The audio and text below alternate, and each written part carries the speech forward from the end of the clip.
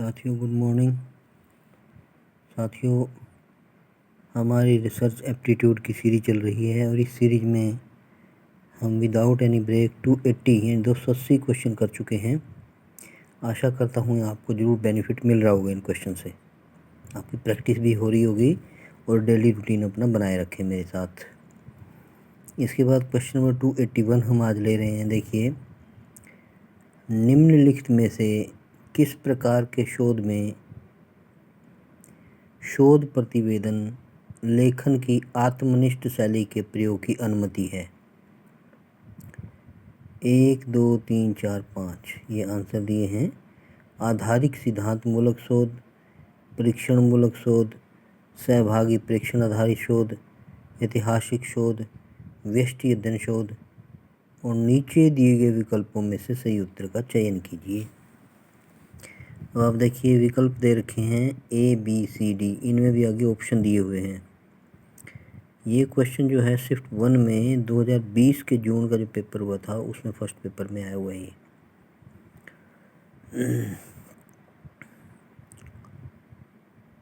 आजकल मौसम चेंज हो रहा है तो कफ कोल्ड वगैरह हो जाता है, उसकी वजह से दिक्कत रहती है। आजकल मौसम चेंज होने की वजह से सभी के साथ होता है। तो 281 में इसका आंसर रहेगा हमारा डी आंसर में देखिए केवल 1, 3 और 5। अब 1, 3 और 5 में देखिए आप आधारिक सिद्धांत मूलक शोध, सहभागी प्रेक्षण आधारित शोध तथा व्यष्टि अध्ययन शोध, ये शोध प्रतिवेदन लेखन की आत्मनिष्ठ शैली के प्रयोग की अनुमति देती हैं। ये था आपका क्वेश्चन नंबर 281। आशा करता हूँ आपको क्लियर हो गया होगा। इसके बाद हम नेक्स्ट क्वेश्चन की बढ़ते हैं। Question number 282। एक शोधकर्ता शोध परिणामों को शोध प्रबंध के रूप में अंतिम रूप प्रतिवेदित करते समय आमुख में अपने पर्यवेक्षक की सहायता को स्वीकारता है। इसे क्या माना जाता है?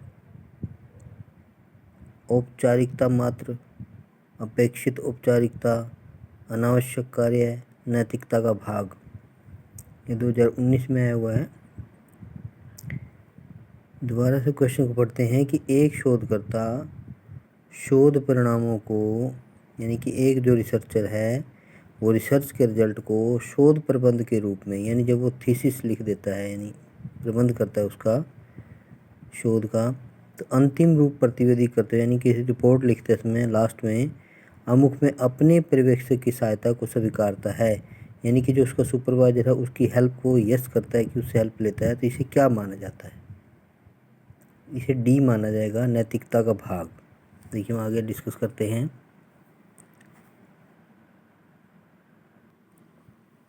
ये देखिए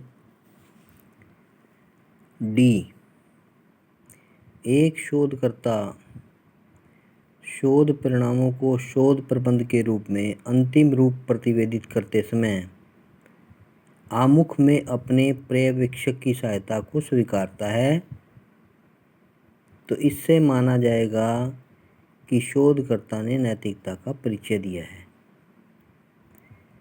शोधकर्ता की यह एक नैतिक जिम्मेदारी होती है कि शोध प्रबंध के आमुख में वह उन सभी लोगों का उल्लेख करे फ्रंट में जिन्होंने उनके शोध कार्य में अमूल्य योगदान दिया हो। यानी कि जो फ्रंट पे लिखते हैं ना हम, एक्नॉलेजमेंट आप उसको कह सकते हो, उसमें हम डिस्कस करते हैं, वर्णन करते हैं अपने मित्रों का, प्यारों का, जिन्होंने उस थीसिस के में जो है हमारा हेल्प करी है कहीं ना कहीं। वो किसी भी तरह की हेल्प हो सकती है, बुक्स अरेंज करवाने की हो सकती है या कोई मटेरियल अरेंज करवाने की हो सकती है।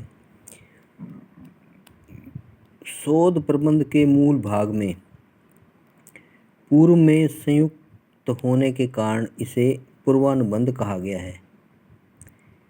पूर्वानुबंध इस रूप में महत्वपूर्ण है कि उसके अवलोकन से पाठक से समझ ग्रंथ का संपूर्ण तथ्य स्पष्ट हो जाता है।